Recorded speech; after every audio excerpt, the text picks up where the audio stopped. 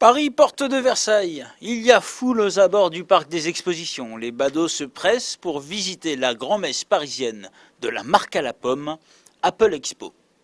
Comme chaque année, l'événement rassemble les activités classiques traditionnellement associées à Apple. Montage vidéo, traitement d'images, mise en page, musique, le tout souvent présenté à travers des ateliers permettant aux visiteurs de prendre en main les produits exposés. Qu'elles soient consacrées à la découverte d'iLife 2008 ou de Quark Express, ces sessions pratiques ne désemplissent pas. Pour autant, après avoir arpenté les allées du salon et recueilli les impressions des visiteurs, une question nous brûle les lèvres. Apple Expo a-t-elle encore vocation à exister ? À l'issue de leur visite, de nombreux badauds affichent clairement leur déception.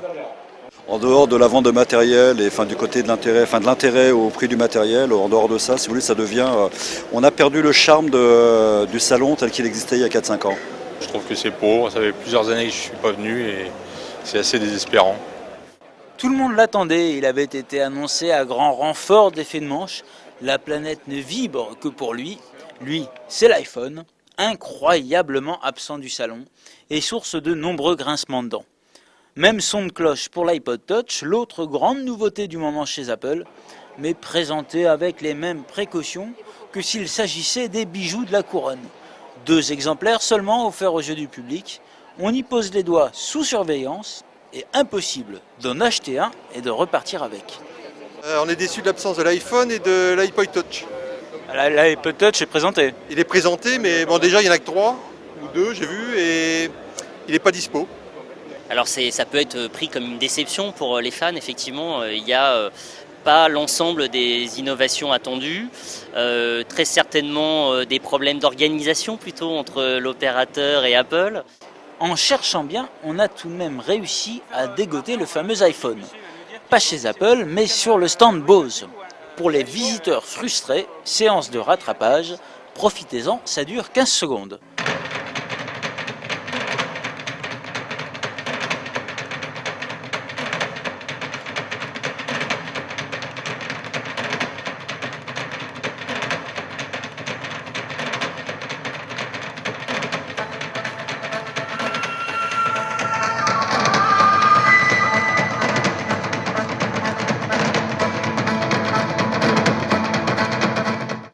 Pas d'iPhone chez Apple, mais pléthore d'accessoires qui grouillent dans les allées. Ici des écouteurs, là des enceintes, ailleurs des coques de protection, et les commerçants se frottent les mains.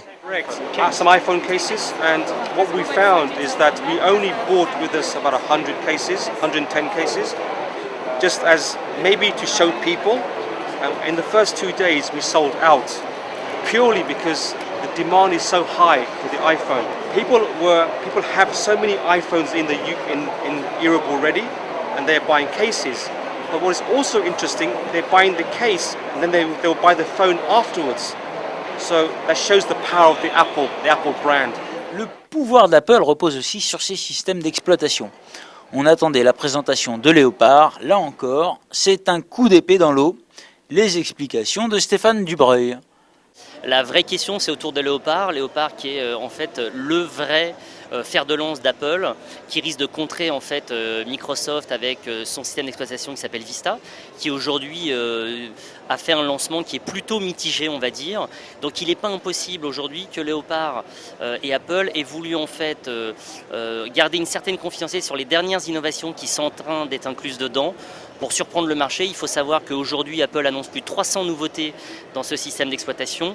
En tout cas, il est important parce qu'il pourrait faire basculer les parts de marché et développer encore plus Apple et devenir une vraie marque grand public au sens où il risque de s'imposer face à Windows qui aujourd'hui, il faut le rappeler, possède quand même à peu près 90% du marché. Mais ne soyons pas cabots, on a tout de même rencontré des gens heureux sur Apple Expo. En premier lieu, Apple lui-même. Les terminaux de paiement de l'Apple Store tournent à plein régime. Qu'est-ce que vous vendez le plus sur le salon ?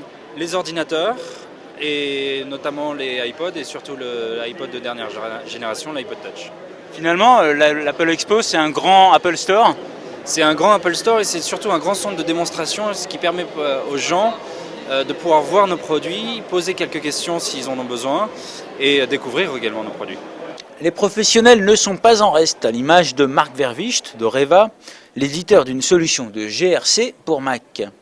On a créé et développé entièrement une solution qui fonctionne sur Mac et PC et qui permet de gérer la relation client, des agendas partagés, en allant du devis jusqu'à la facturation et à la gestion de trésorerie.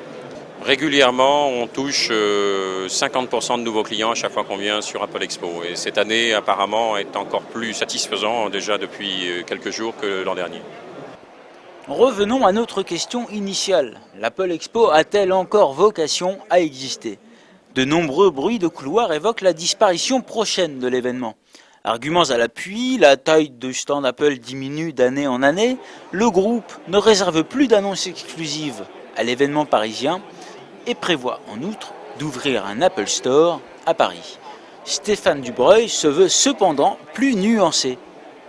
Alors je ne sais pas du tout pourquoi l'Apple Expo serait toujours pas là. C'est un moment important pour Apple, c'est un moment important pour cette marque qui en plus est en train de faire muter en fait ses barrières et ses marchés. Donc je ne vois pas pourquoi ils arrêteraient, maintenant pourquoi pas. L'Apple Store en tout cas lui il est attendu depuis de nombreuses années, il a été lancé à New York et dans plein d'autres pays. Très certainement il sera lancé, donc peut-être qu'il y aura également un Apple Store, mais je ne vois pas en quoi ces deux événements sont concurrents. Vous l'aurez constaté, cette édition d'Apple Expo 2007 n'a pas déchaîné les passions. Au premier rang des récriminations des visiteurs, les deux grands absents que sont l'iPhone et Léopard. Terminons par une information, il n'y aura pas d'Apple Expo 2008. Comme chaque année, cette édition sera la dernière.